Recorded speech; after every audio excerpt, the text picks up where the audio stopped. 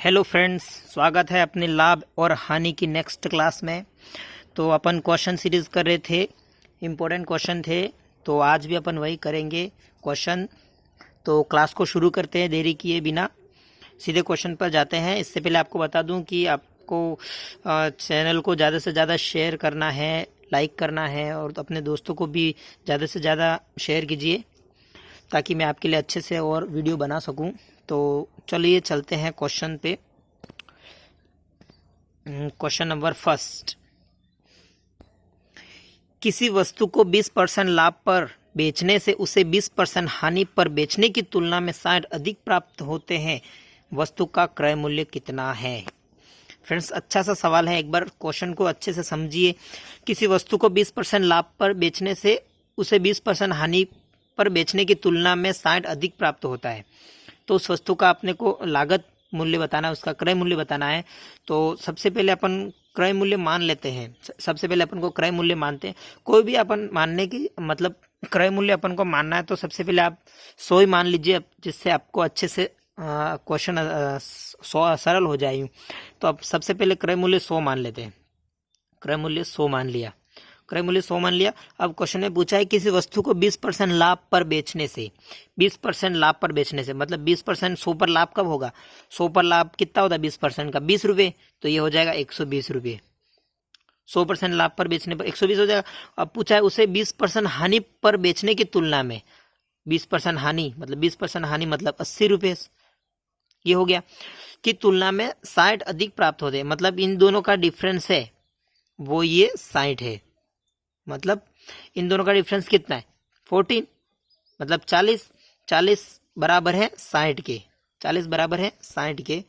तो अब सॉल्व करते हैं इसको आगे। अब 40 60 बराबर है 40 यूनिट बराबर 16 हो गया। अब 1 यूनिट बराबर कितना होगा?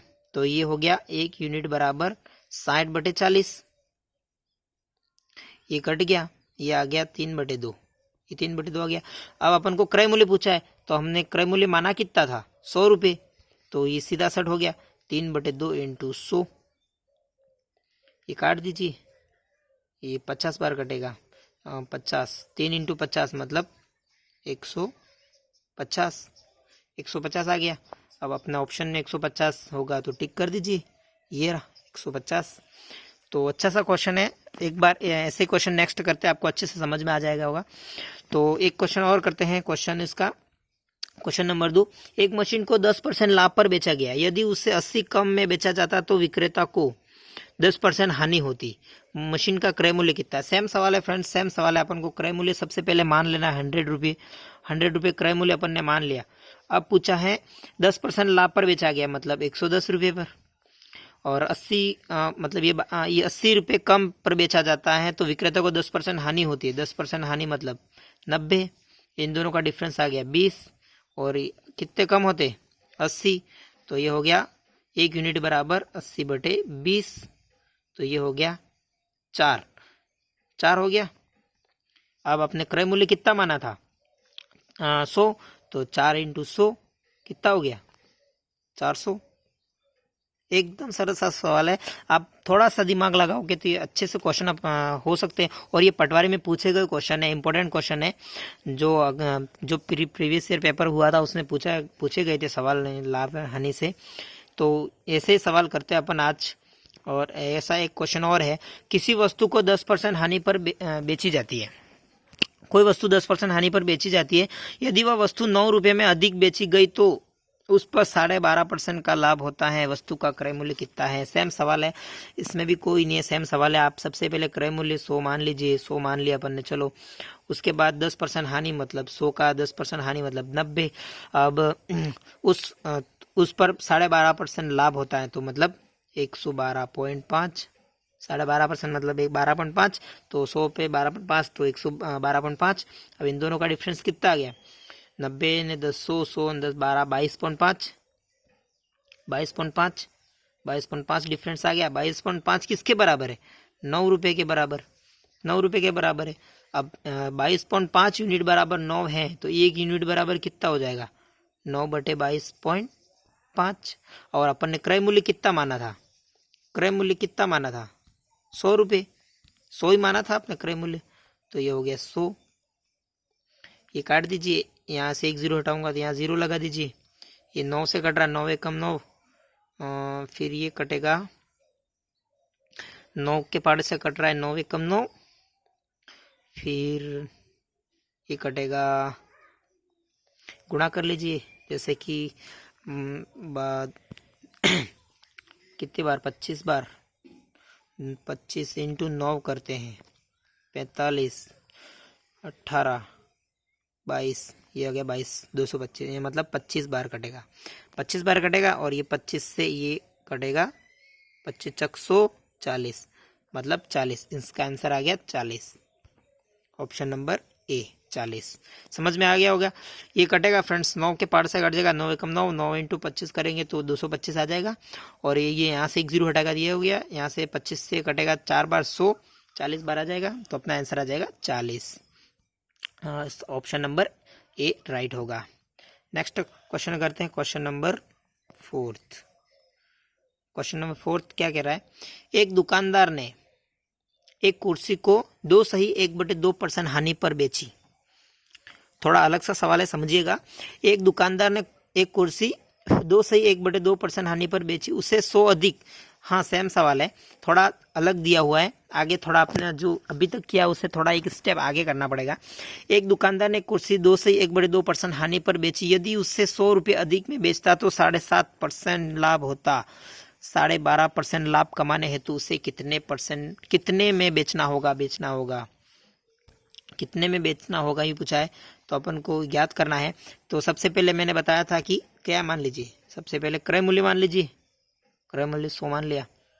इस पर हानि कितनी हो रही है, 2.5%, 100 का 2.5% मतलब 97.5, 97.5, और इस पे हो रहा है 7.5% मतलब 107.5।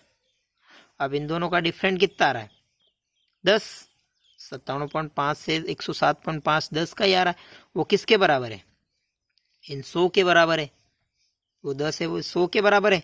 10 यूनिट बराबर 100 है, तो 1 यूनिट बराबर कितना होगा, अपने 1 यूनिट निकालना है, तो 100/10, ये 1 जीरो से 1 जीरो कट गया, मतलब 10। ये 10 अगर आपको क्रय मूल्य पूछता तो इस 10 का गुणा उस 100 से करना पड़ता, तो अपना क्रय मूल्य आ जाता। लेकिन ये पूछा है क्वेश्चन में कि उसे 12.5% लाभ कमाने हेतु उसे कितने में बेचना होगा, मतलब कितने में बेचना होगा 12.5% कमाने हेतु। तो अपना जो ये आ रहा है वो कितना आ रहा है 10, और उसको 12.5% मतलब 100 का 12.5% कितना होता है 112.5, 112.5, 112.5 हो गया। अब 112.5 10 यूनिट बराबर 112.5 है, तो अपने को इसका क्रय मूल्य निकालना है, तो क्या करना पड़ेगा, 112 से इसमें गुणा करना पड़ेगा, तो 112.5 इंटू 10, तो ये अपना क्रय मूल्य आएगा ना। तो ये 1 जीरो से 1 जीरो हट गया, तो आंसर आ गया 1125। तो अपना ऑप्शन नंबर डी 1125 अच्छे से समझ में आया होगा। एक क्वेश्चन और करते हैं, इसका इसी से रिलेटेड एक क्वेश्चन और करते हैं, क्वेश्चन नंबर 5। हाँ अच्छा सा सवाल है ये क्वेश्चन। ए ने कोई वस्तु बी को 25% लाभ पर, बी ने वह वस्तु सी को 20% लाभ पर तथा सी ने डी को 10% लाभ पर बेची। यदि डी ने उसे 330 रुपये में खरीदा हो तो ए ने कितने में खरीदा। अच्छा सा सवाल है। आपको सबसे पहले तो मानने पड़ेंगे, जैसे कि ए बी सी और डी दिए हुए, तो सबसे पहले क्वेश्चन में लिख दीजिए क्या क्या दिया हुआ है, ए बी सी और डी। ए ने कोई वस्तु बी को 25% लाभ पर बेची, मतलब अपन को एक को तो कोई मानना पड़ेगा। माना ए ने 100 रुपये में खरीदी, 100 रुपये में खरीदी, और उसने 20% लाभ पर बी को बेची। 20% 100 का 25% कितना होता है 25, तो ये हो गया 125 में बेची होगी। अब आके क्या पूछा, बी ने वह वस्तु सी को 20%, बी ने वह वस्तु सी को 20% लाभ पर बेची, मतलब 125 का 20% निकालना पड़ेगा अपन को। जैसे कि यहाँ निकाल देते हैं 100, यहाँ साइड में निकालते हैं 125 का 20%, परसेंट तो आपको सबको अच्छे से निकालने आता ही होगा। ये 5 बार और ये 25 बार, मतलब 25, मतलब 125 का 20% 25 होता है, तो 125 में 25 जोड़ेंगे तो कितना आएगा 150। तो अपना इस सी हो गया 150, 150 में बेची। अब इसको मैं क्लियर कर देता हूँ। अब नेक्स्ट क्या पूछा है, सी ने 20% लाभ पर तथा सी ने डी को 10% लाभ पर। अब अपन को ये पूछा है सी ने डी को 10%, 150 का 10% सिंपल है 15 होगा, तो 150 में 15 जोड़ेंगे तो 165 आ जाएगा। ये तो सीधा दिख रहा है, 150 का 10% 15 होता है। अब क्या पूछा है, डी ने उसे 330 में खरीदा हो, मतलब डी का क्या है 165 मूल्य है, उसने 330 में खरीदा, मतलब 165 यूनिट बराबर 330 है, तो अपन को 1 यूनिट निकालना है इसका। तो इसका आएगा तो 1 यूनिट बराबर 330 अपॉन 165, ये आ गया। अब आगे क्या पूछा है, डी ने 330 में खरीदा हो तो ए ने उसे कितने में खरीदा। ए को अपन ने क्या माना था 100 कितना खरीदा, तो इसे सीधे 100 से गुणा कर दीजिए, अपना सीधा आंसर आ जाएगा 100 से गुणा किया। ये कट रहा है 5 के पार्ट से कटते हैं, 5 या 15, 1 बचा, 5 या 15, 5 दूनी 10, ये 20 बार कटेगा। ये सीधा कट रहा है 33 से 10 बार, और 10 इंटू 2 मतलब 20, मतलब 200। इसका आंसर आ गया 200। तो ये ऑप्शन नंबर ए राइट होगा 200। अच्छा सा सवाल था फ्रेंड्स। अब नेक्स्ट क्वेश्चन करते हैं, एक और क्वेश्चन करते हैं, क्वेश्चन नंबर 6। सेम सवाल है, ऐसा ही है। ए ने एक साइकिल बी को 20% लाभ पर बेचता है और बी उसे सी को 25% हानि पर बेच देता है। यदि सी ने वह साइकिल पी रुपए में खरीदी हो, ए के लिए उसकी लागत क्या थी। फ्रेंड्स पी, आपको पी थोड़ा कंफ्यूज कर रहा होगा, तो इससे डरना नहीं है। सेम अब जैसे अभी आपने पहले सवाल किया उसी तरह करते जाइए, आराम से हो जाएगा। तो सबसे पहले मान लीजिए ए, बी और सी है। ए ने एक साइकिल बी को 20% लाभ पर बेची। अगर ए को मानेंगे तो वो 20% लाभ पर बेचेगा। मान लेते हैं ए ने 100 रुपये में खरीदी और बी को 20% लाभ पर, मतलब 120 रुपये में बेची, 120 में बेची। बी ने सी को 25% हानि पर बेचा, मतलब 120 का 25% लॉस निकालना पड़ेगा अपन को, तो निकाल देते हैं। चलिए 120 का 25% लॉस, ये काट दीजिए, 25 से काटे 25 चक 100, ये 4 से काटे 4 या 12, मतलब 30 रुपये कम 120 से, तो मतलब कितने हो गया 90 में बेची होगी ना। अगर बी ने सी को 25% हानि कम में बेचा तो 30 कम होगा, तो भी 120 से 30 कम, तो मतलब 90 हुआ। अब निकाल दीजिए आगे क्या पूछा, यदि सी ने साइकिल पी रुपये में खरीदी हो। यदि सी ने वो साइकिल, मतलब सी मतलब 90, वो साइकिल कितने में पी रुपये में खरीदी हो, तो ए के लिए उसकी लागत क्या थी। ए क्या माना था 100, तो ए के लिए उसकी लागत कर दीजिए, तो 1 यूनिट बराबर आ जाएगा पी बटे 90 इंटू 100।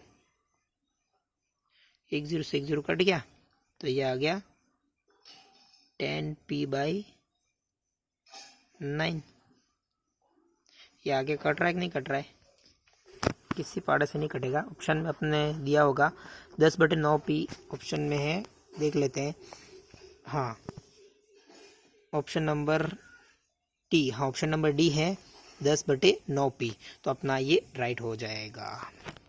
तो फ्रेंड्स आपको अच्छे से समझ में आया होगा, ये आज का क्वेश्चन सीरीज था, अच्छे से समझ में आया होगा। नेक्स्ट ऐसे ही क्वेश्चन मैं आपके लिए लाता रहूँगा, तो प्लीज़ वीडियो को ज़्यादा से ज़्यादा शेयर करें और अपने फ्रेंड्स को शेयर करें और चैनल को सब्सक्राइब करें।